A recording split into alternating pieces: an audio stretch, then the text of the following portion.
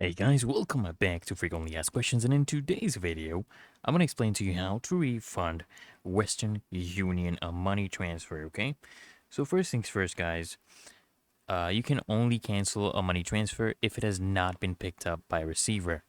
Okay, if you have sent your money to a bank account, you can cancel it if, of course, the transfer has not been completed by your receiver's bank. And if you want to request a refund, there's actually some options. So one is to call the customer care.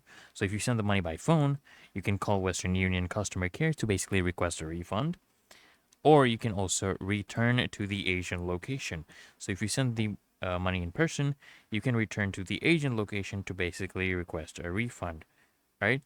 So I hope this video helps you out, guys. And if it did, guys, consider smashing that like button, and just note that it takes up to 10 days from the date of refund. And just subscribe, guys, to frequently asked questions. And I'll see you in the next one.